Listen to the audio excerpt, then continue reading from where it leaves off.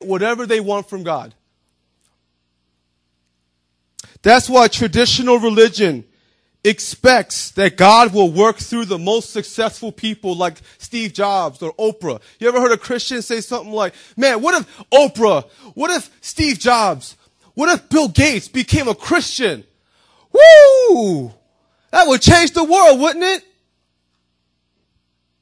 That person is operating on the wrong principles.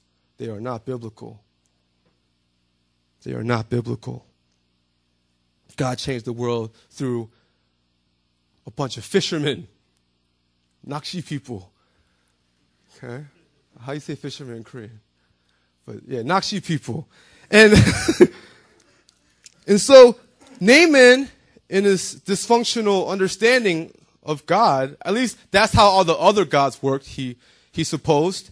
And so so why did Naaman go directly to the king of Israel? Because he's the most powerful and successful man in Israel. So if I go to him, of course I'm going to be healed. I got to go to the top dog. I got to go to the King Kong of this neighborhood. And then I will be healed of leprosy and be acknowledged. See, the king of Israel got upset and irate because he knew something that Naaman did not know. He understood that the essence of this God is that he cannot be controlled. That this God of Israel, unlike the lowercase gods, he is not on a leash. He cannot be bought. He cannot be appeased. He cannot be sold out, nor is he a sellout. See, the Syrian gods could be controlled by hard work, devotion, and money, but not Yahweh, not the God of Israel. He could not be bought. And the first lesson I want to share with you in this sermon, I only got really 2 today, but the first lesson I want to share with you about the God of the gospel, the God of the Bible, in Naaman's story, is that there are some things in life only God can do. Let it echo. There are some things in life that only God can do. Your success, your money, your looks, your athleticism means squat. Because when Naaman came to the king of Israel or the prophet Elijah and said, look at me, I got 10 shekels of silver, 1,000 bars of gold, I got rubies, I got bling. And I got a recommendation from my king. And my king is better than your king. Didn't mean a thing. There are some things in life only God can do, especially when it comes to healing leprosy, to mending a wounded relationship, bringing somebody to Christ. Achievement, money, and power cannot, quote, kill and make alive. That's what the king of Israel said. Why does he send me such a horrible request or such an unthinkable request? Can I kill and make alive? And why am I mentioning this? Because our inadequacy tortures us. Our inadequacy in life drives us to success, prestige, and accomplishment, thinking that if we can gain this idol of success, we will be able to no longer be dead, but come alive. Because the fear of inadequacy, the reality of inadequacy is killing us, like it was killing Naaman.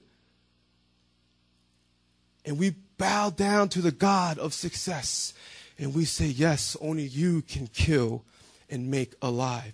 But the God of success cannot kill and make someone come alive. Only Jesus can do such a thing. He is the only hope that matters. Is your life built upon the promises of a successful life? Because if you hated 2009, most likely it's because you didn't do well in school, you didn't get the job you wanted, you failed. You let your parents down. There are two lies that are running around this room. There are two lies that cause pestilence in our hearts. And the first is that we can control other people's opinion and approval of us through performance. A lot of us, we believe that, hey, I can make you like me. I can prove myself to you. A lot of us believe that. I know I do at times. I believe that if I try hard enough, I will get your respect. I will earn your love. I will be somebody to you. If you have this belief, you're an achievement addict. You're an achievement addict. Now, on the flip side, conversely, if you feel like a loser, you feel like you're a scum of the earth, you're the refuse of the world, you're a gutter rat, you still believe this because you haven't lived up to the standard or ideal. You're still enslaved and you are still an achievement addict because you believe the only thing that can cure you of this disease and illness is to be like everyone else, to be inside the circle, not outside.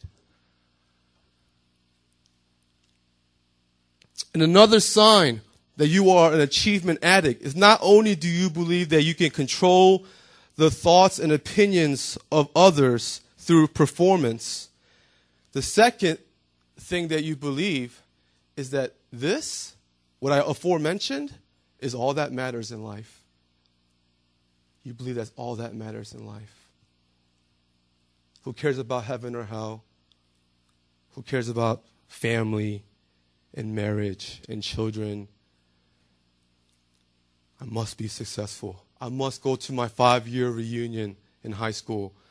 I must go to my 10-year reunion and come back in a Bentley or a BMW or a Benz. Guys, let me tell you something before I move on. Too many of us in this room are achievement addicts. And another telling sign of an achievement addict in college is this. Instead of choosing your field, instead of choosing your major or minor based on what job will help people to flourish, instead of asking that question before you choose your occupation or major, what job will help people? What job will benefit others? Instead of asking that question, instead, many of us are choosing our professions based on the question, what job will help me? What job is going to help me flourish? What job is going to help me get placed on a pedestal?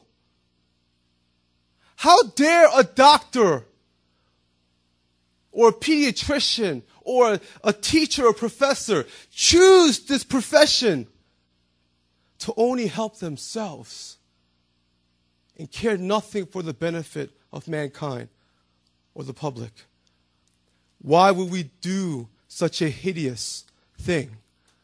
Because we are achievement addicts. And as a result, there is a high degree, you guys know this because you see your teachers and professors. As a result, there is a high degree of frustration and irritation expressed over unfulfilling work. How many times does the average person change jobs in the course of a decade? They say like 3, 4, 5 times. Because they're looking for jobs that will say, how will it help me? How will it make me shine bright? And thus, we are unfulfilled in our 9-to-5 jobs. See, there are some things in life only God can do. And fulfillment and self-worth are a few of them. Naaman found this out. The second lesson I want to share today, and this is what Naaman quickly discovered in his dealing with the God of Israel, our God, is that if you want God's help, if you want God's grace, all you need is need.